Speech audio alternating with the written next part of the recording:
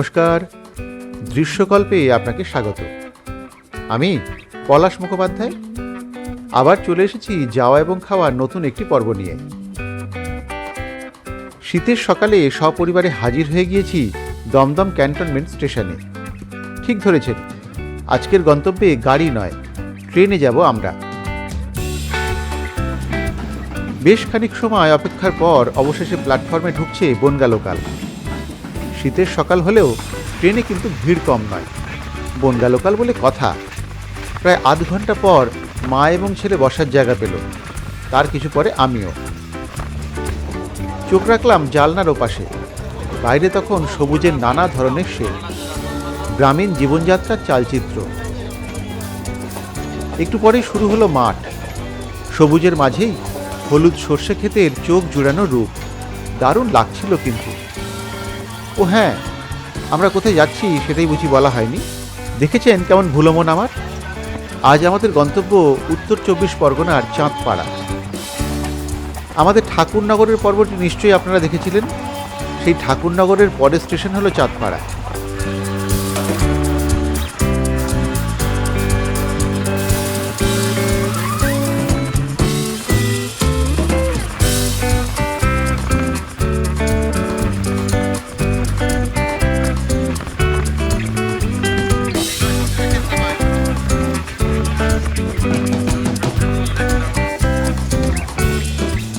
ঘণ্টাখানেকের মধ্যেই দেখলাম ট্রেন ঢুকছে চাঁদপাড়া স্টেশনে। 1 ঘন্টা 25 মিনিটে আমরা পৌঁছলাম চাঁদপাড়ায়।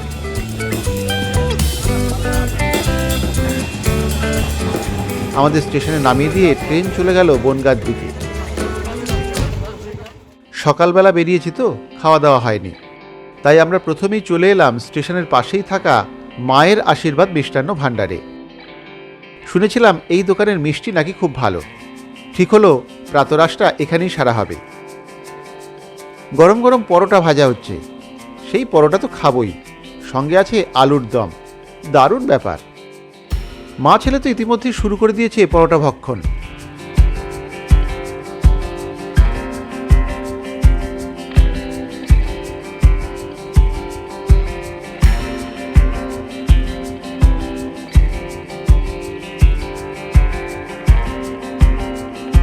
আমি গেলুম একটু ওদিকে মিষ্টির খোঁজ নিতে।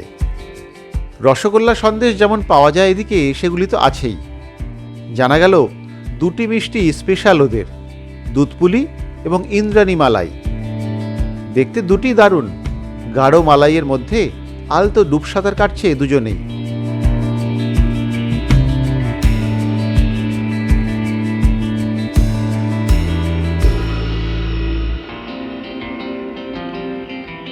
এই ফাঁকে দেখে নেওয়া যাক 2টি মিষ্টির কোনটা কেমন।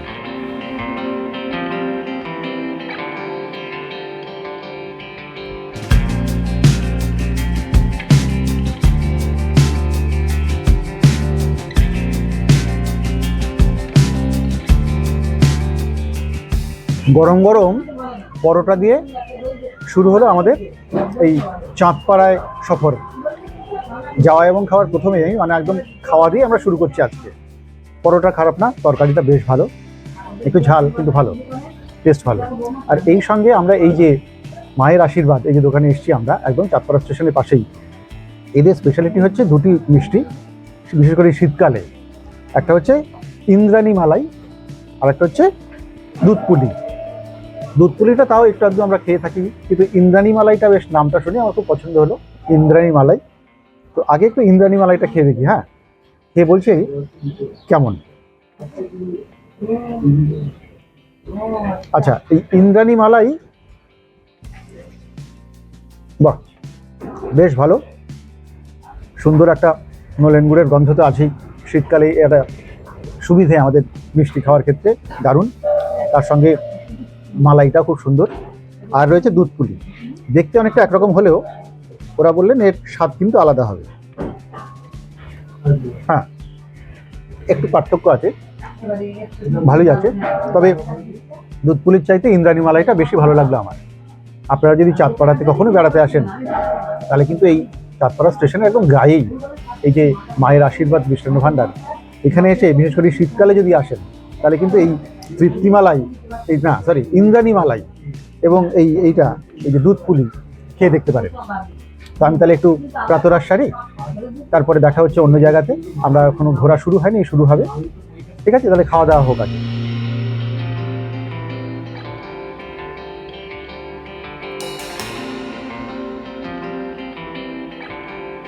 সত্যি মিষ্টি দুটি বেশ ভালো। আমার অবশ্য ইন্দ্রাণী মালাইটাই বেশি ভালো লেগেছে। দুধপুলি এবং ইন্দ্রাণী মালাই দুটিরই দাম 10 টাকা পিস। আমার কিন্তু এই দামটাও ঠিকঠাকই লেগেছে। পরোটা 6 টাকা পিস। যাই হোক, সুন্দর মিষ্টি মুখের মধ্যে দিয়ে শুরু হলো আমাদের এই চাঁদপাড়া সফর। এখান থেকে এবার বেরিয়ে পড়লাম। বেলা হচ্ছে তো, যেতে হবে ছেকাটি। এখান থেকে রেলগেটের কাছে গিয়ে টোটো নিয়ে নেব। রেলগেটের কাছে এসে আটকে গেলাম সামনে একটা দোকানের নাম দেখে। আপনারাও দেখুন না কেমন অদ্ভুত নাম, শিক্ষিত বেকারের ক্যাফে। আমার একটু কৌতূহলী হলো। ক্যাফে অবশ্য বন্ধ। সাইনবোর্ডে দেওয়া নম্বর দেখে ফোন করে জানলাম ক্যাফের মালিক শিক্ষিত বেকার, আজকে অসুস্থ, তাই দোকান বন্ধ। কি আর করা। তবে এটাই শুধু নয়, চাঁদপাড়ায় কিন্তু বিচিত্র নামের দোকান আরও আছে। এই বেলা আপনাদের সেই অদ্ভুত বা অন্য ধরনের নামের দোকানগুলির একটু ঝলক দেখিয়ে দিই। এই দেখুন, বিউটি পার্লারের নাম কিন্নরি।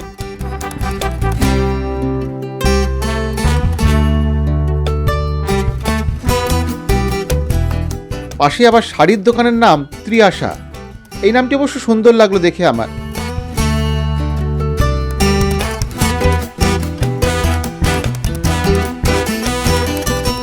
স্টেশন লাগোয়া আরও বিচিত্র নামের দোকান রয়েছে এখানে। এই তো, এই খাসির দোকানের নাম দেখুন, প্রতিদিন খাসির মাংস। আপনি আমি খেতে পারবো না বোধহয়। সামান্য এগোলেই একটি হোটেল, তার নাম আরও অদ্ভুত, মরণ চাঁদের হোটেল। কি সর্বনাশ।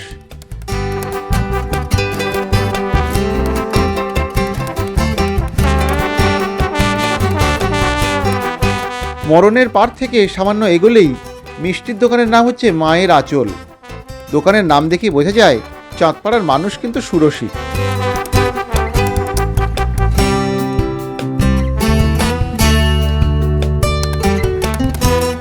আবার ফিরে আসি সেই শিক্ষিত বেকারের ক্যাফের সামনে।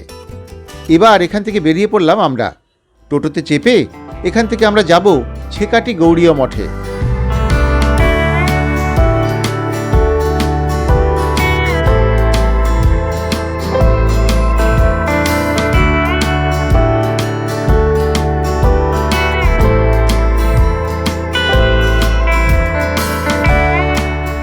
গ্রামের মধ্যে দিয়ে সবুজের পাশ ঘেঁষে চলেছে আমাদের টোটো। বেশ লাগছিল কিন্তু।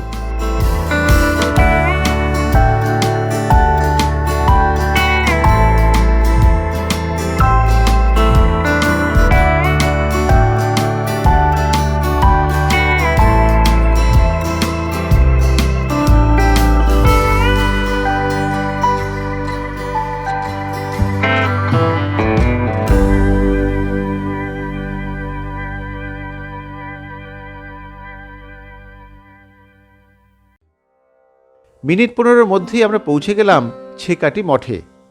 গ্রামের প্রায় শেষ প্রান্তে এই মঠ, তারপরেই মাঠ। এই মঠের পোশাকি নাম শ্রী শ্রী গৌর সারস্বত সন্ত গৌড়ীয় মঠ। সুন্দর সদৃশ্য গেট এই মঠের, দুপাশে দুটি সিংহ আছে দেখলাম। সেই গেট দিয়ে ঢোকা হলো মঠের ভিতরে। ভিতরে শান্ত স্নিগ্ধ আবহ, মঠে যেমনটা হয় আর কি। আমরা যখন ঢুকেছি তখন মঠের মন্দিরে ঠাকুরকে ভোগ দেয়া হয়েছে। মন্দির তাই সাময়িক বন্ধ।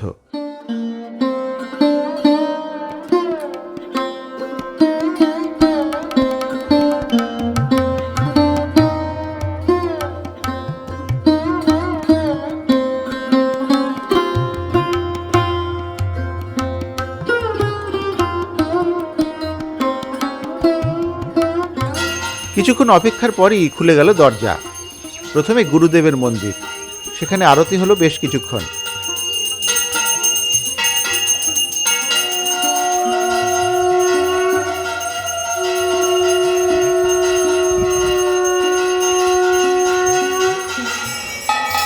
তারপরেই আরতি হলো রাধাকৃষ্ণ এবং জগন্নাথ দেবের মন্দিরে।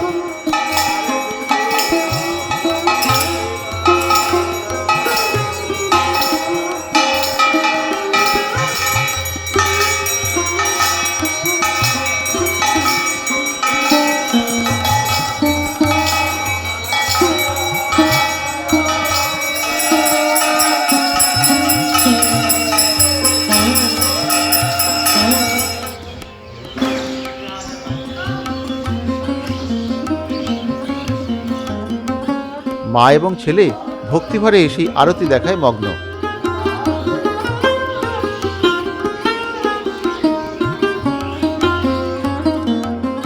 আমি একটু ঘুরে দেখছিলাম মন্দির চত্বরটা। আশ্রম চত্বরে রয়েছে শিবের মন্দিরও। ছোট্ট আশ্রম, কিন্তু খারাপ নয়।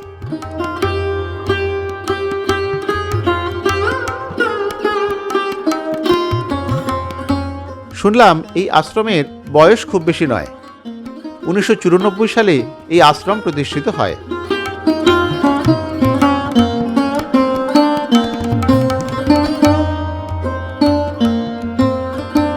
খানিক সময় এখানে থেকে এবার বেরোবো আমরা। আশ্রম থেকে সামান্য গেলেই মাঠ, অর্থাৎ ক্ষেত। সবুজ সুন্দর ক্ষেত দেখে আমরা যাব না তা কি হয়?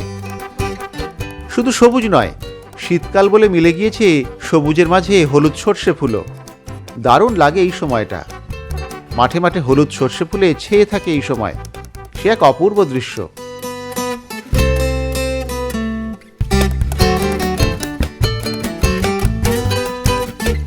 সর্ষের পাশেই দেখলাম গাজরের ক্ষেত। মাটি উস্কাতেই দেখা মিলল খুব ছোট্ট ছোট্ট গাজরের। তবে আমরা আবার মাটি চাপা দিয়ে দিলাম তা।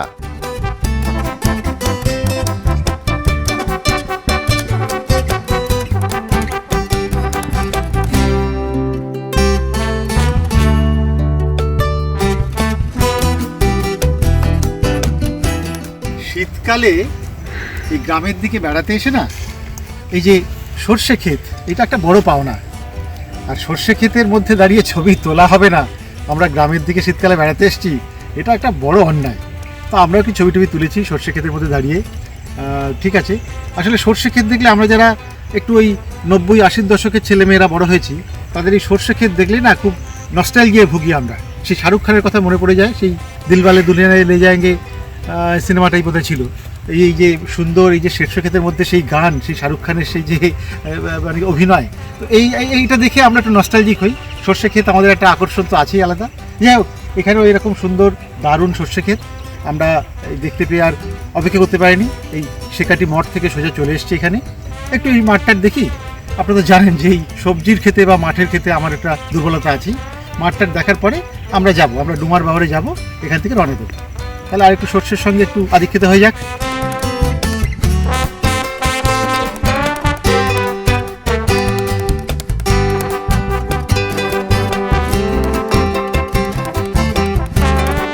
হলুদ সর্ষে ক্ষেত থেকে ছবি তোলার মাত্রা যেন বেড়ে গেল আমাদের। শীতের নরম রোদ গায়ে মেখে এই ক্ষেতে বেড়াতে বেশ ভালোই লাগছিল সকলের। চলল দেদার ফটো সেশনও।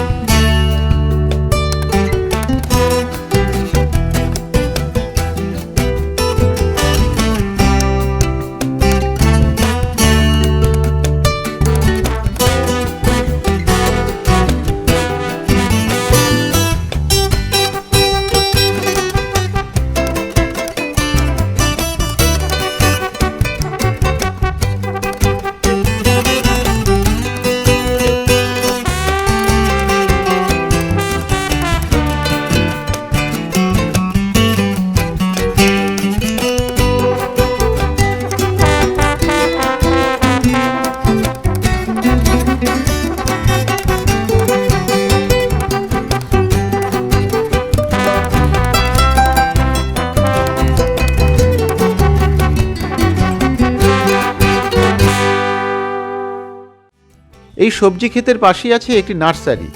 প্রচুর ফুল এবং ফলের গাছ সেখানে। আমাদের এবারের গন্তব্য সেখানেই। এই দেখুন কেমন ছোট্ট গাছে ছোট্ট ছোট্ট কামরাঙা ধরে আছে। কি যে ভালো লাগছে দেখতে।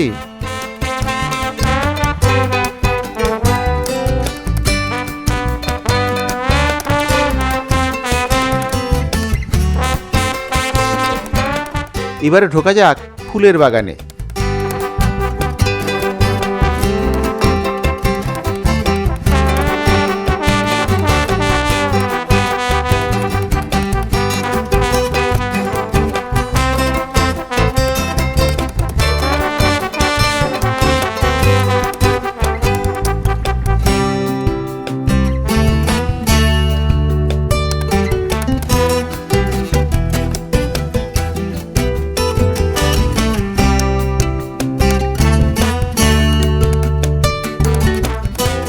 ফুলের বাগান থেকে এগোলাম ফলের দিকে। কত রকম যে ফলের গাছ আছে এখানে।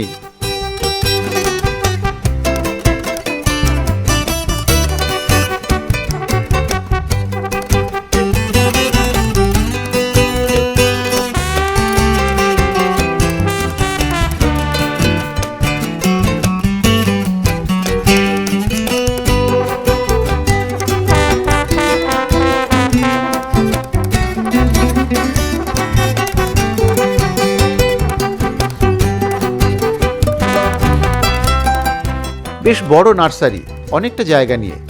দেখতে তো ভালোই লাগছিল, তবে সময় যে বয়ে যায়। এবার তাই নার্সারিকে বিদায় জানালাম আমরা। এখান থেকে আমাদের গন্তব্য ডুমার বাওড়। চলেছি সেই পথে। এই পথও বেশ সুন্দর। একেবারে গ্রাম্য জীবনযাত্রার ছবি ধরা পড়ে এই পথে যেতে যেতে। হলুদ সবুজ ক্ষেত, নানান ফল ফুলের বাগান, সবই ধরা দেয় দৃষ্টিনন্দন হয়ে।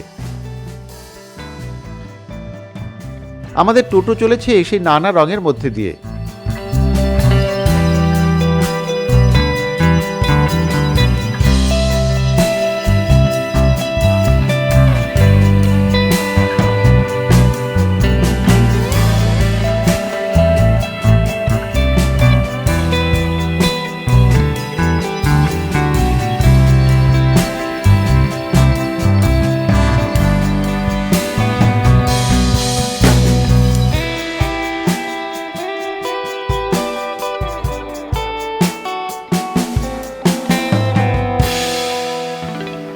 মিনিট 20 পর এসে গেলাম ডুমা বাওড়ের কাছে। এখান থেকে একটু হাঁটতে হবে, সামান্য এগোলেই ডুমার বাওড়। এই বেলা বলে রাখি, বাওড় মানে হলো নদীর পরিত্যক্ত বাঁক, যাকে অশ্বক্ষুরাকৃতি হ্রদও বলা যায়। এই ডুমা বাওড়কে ইছামতি নদীর পরিত্যক্ত অংশ বলে মনে করা হয়। এখানে বাওড়ের মাঝে জাল দিয়ে মাছ চাষ হয়। এখানকার ছেলেরা বিকেলে নৌকো করে মাছ ধরতে যায়, এবং কেউ কেউ নৌকা বিহার করতে চাইলে ওরাই নিয়ে যায়। কিন্তু সকালে সবাই নিজের নিজের কাজ করে। কোনো কোনো জায়গায় চলে কৃষিকাজও।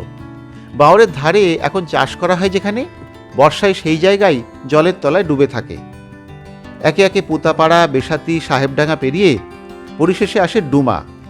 আমরা এসেছি এই ডুমার খেয়াঘাটে।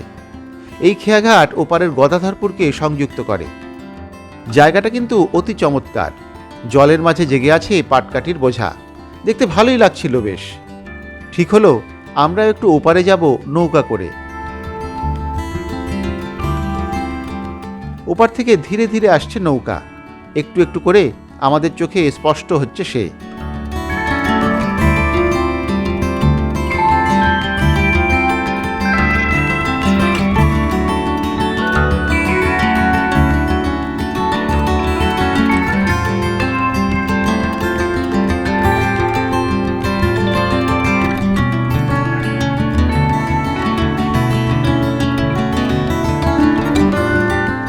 দেখতে দেখতে এসে গেল পারানির নৌকাটি। একে একে উঠে পড়লাম আমরা সকলে। একজন মাঝি এই নৌকাটি এপার ওপার করেন সকাল থেকে রাত 9টা অবধি। ডুমা খেয়াঘাট থেকে ওপারের গদাধরপুর হয়ে আবার ডুমায় আসা যায়। ভাড়া 5 টাকা 1 পিঠ, যাতায়াত করলে 10 টাকা।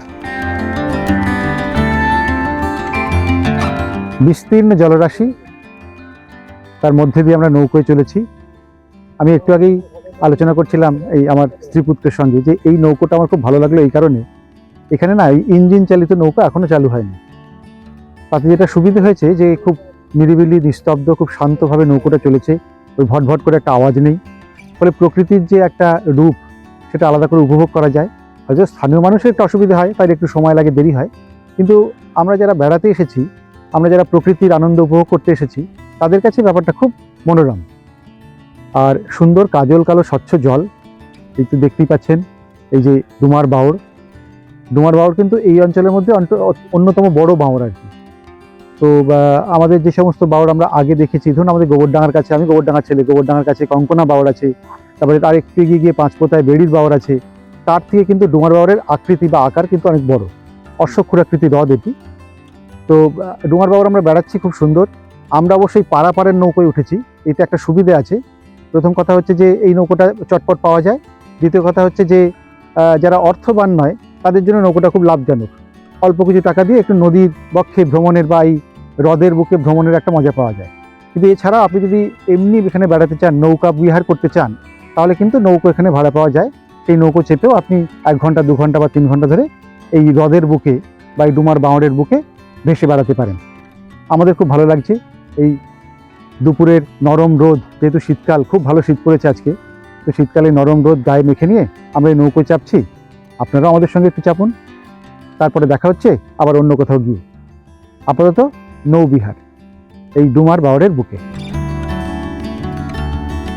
সুন্দর কাজল কালো জলের মধ্যে দিয়ে চলেছে আমাদের নৌকা। দারুণ লাগছিল নরম রোদে গা এলিয়ে সেই নৌকা পারাপার। আপনি এখানে নৌকা বিহার করতে চাইলে সেটাও সম্ভব, মাঝিকে বললেই সে ব্যবস্থা করে দেবে। আমরা অবশ্য আলাদা নৌকা বিহার আর করিনি।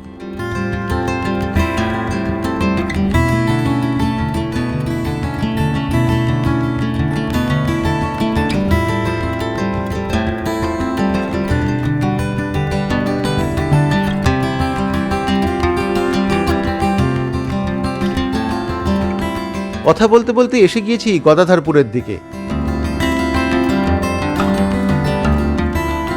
নেমে অবশ্য খুব একটা কাজ নেই আমাদের, একটু হাঁটাহাঁটি। পাশেই রয়েছে বাওড়ের ধারে একটা বিশাল বটগাছের তলায় ছোট্ট মন্দির। আমরা সেই বটগাছের তলায় বসলাম বেশ খানিক সময়। সুন্দর প্রকৃতির মাঝে বসে একটু আড্ডা দেওয়ার উপযুক্ত স্থান। আমরাও একটু আড্ডা দিলাম নিজেদের মতো করি।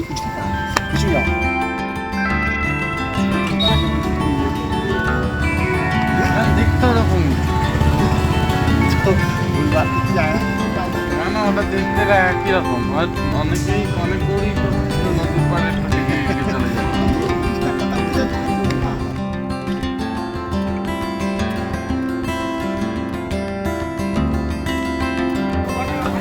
এখান থেকে বাওড়ের দৃশ্য চমৎকার।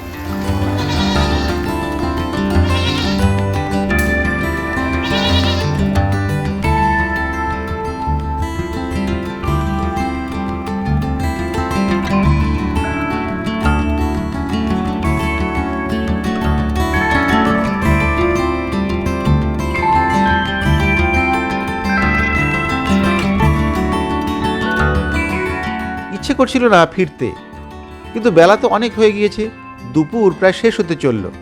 আর না, এবার আমাদের যেতেই হবে। ফের উঠে পড়লাম নৌকায়। ধীরে ধীরে দূরে সরে যেতে লাগলো গদাধরপুর। এই বেলা একটা কথা বলে দেয়া খুব দরকার। দুটি গুরুত্বপূর্ণ জিনিস, খাবার এবং শৌচাগার, দুটোর কোনোটাই কিন্তু নেই এই বাওড়ের কাছে, যেটা মহিলাদের জন্য একটু অসুবিধাজনক বলেই আমার মনে হয়েছে। রোদের ঝিলিক তখন বাওড়ের জলে। বড়ই মন খারাপ লাগছিল সুন্দরী ডুমাকে ছেড়ে যেতে হবে মনে করে, কিন্তু নিরুপায় সকলেই। ভারাক্রান্ত অথচ তৃপ্ত মন নিয়ে আমরা বিদায় দিলাম ডুমাকে। ডুমা থেকে আমাদের গন্তব্য চাঁদপাড়া স্টেশন। টোটোয় চেপে চলেছি আমরা। সময় লাগবে তা প্রায় 25 মিনিট মতো।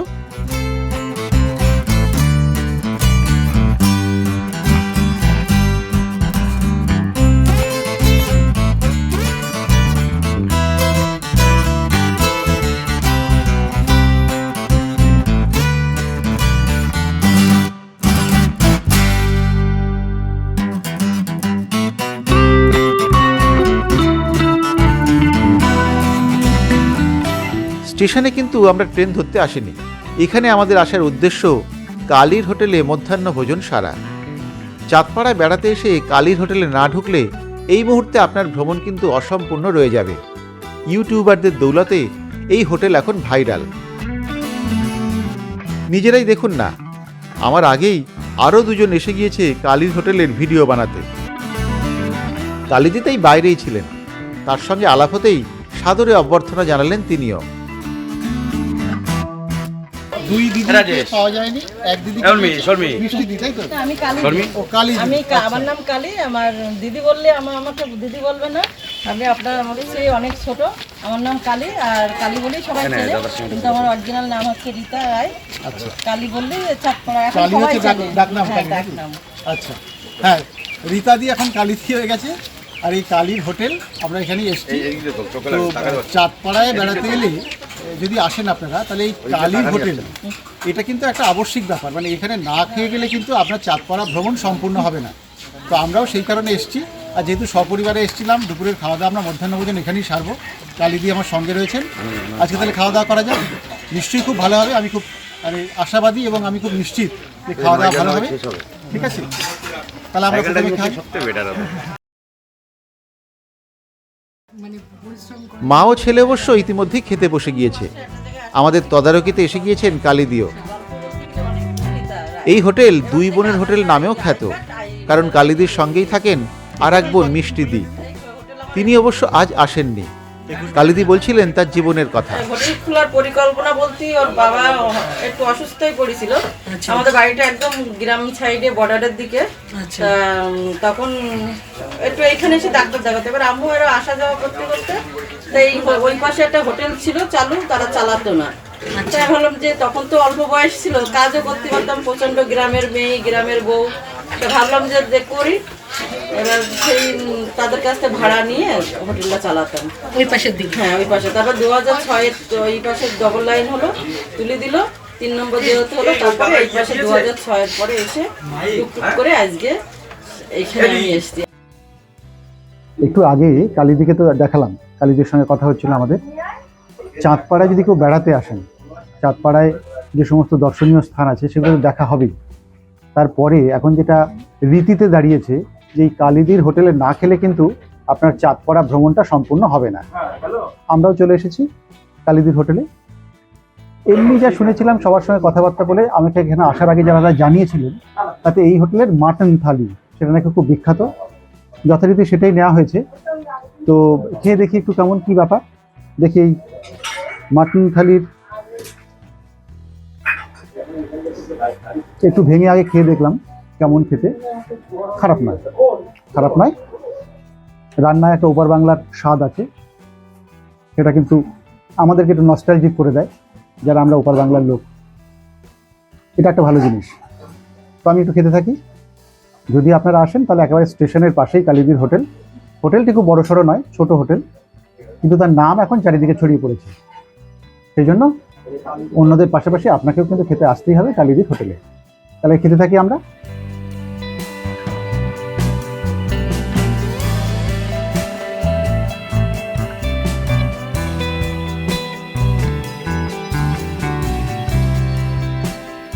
কালীদির হোটেলে দাম মোটামুটি ঠিকঠাক।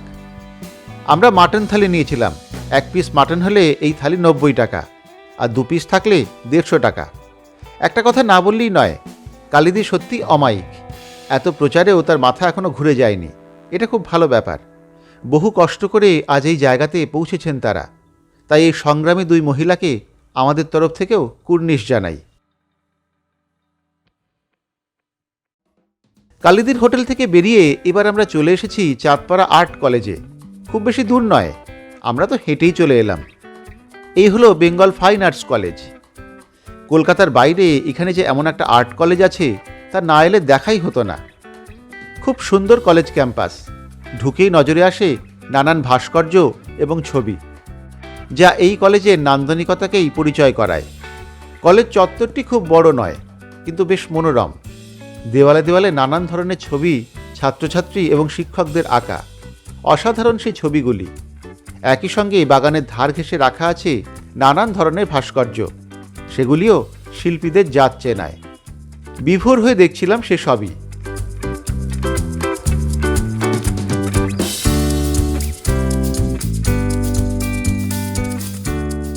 ভিতরে সুন্দর ঘাসের লন, রয়েছে ছাত্রছাত্রীদের আবাসও। এই চত্বরটা ঘুরে দেখতে ভালোই লাগবে সকলের।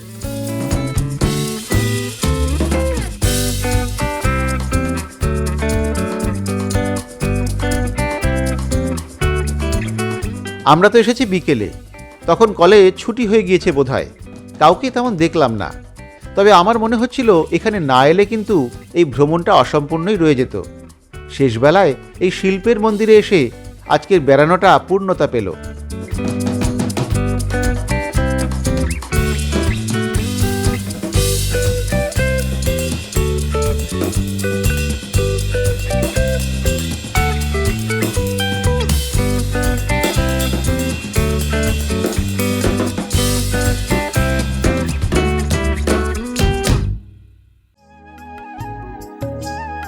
আর্ট কলেজ থেকে চলে এসেছি চাঁদপাড়া স্টেশনে।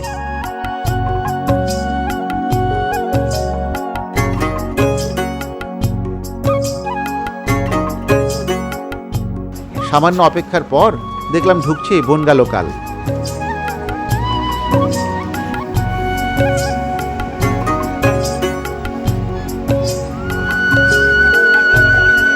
উঠে বসলাম ট্রেনে।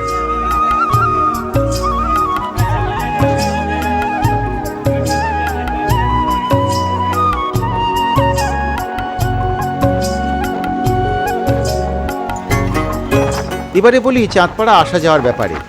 শিয়ালদহ এবং দমদম থেকে চাঁদপাড়া আসা যায় লোকাল ট্রেনে সহজেই। সময় লাগে ঘন্টা দেড়েক মতো, ভাড়া 15 টাকা। বাসে এলে বনগাগামী বাসে চাঁদপাড়া বাজারে নেমে যেতে হয়। গাড়িতে এলে যশোর রোড ধরে বারাসাত, হাবড়া, গাইঘাটা হয়ে চাঁদপাড়া বাজার থেকে ডান দিকে এসে এই সমস্ত দ্রষ্টব্যগুলি মিলবে। সময় লাগে ঘন্টা দুয়েকের মতো। থাকার কোনো হোটেল চাঁদপাড়ায় নেই, চাইলে বনগা বা বেড়িতে থাকতে পারেন। আজ তাহলে এই পর্যন্তই। আবার ফিরে আসছি সামনের বুধবারে নতুন কোথাও যাওয়া এবং খাওয়া নিয়ে।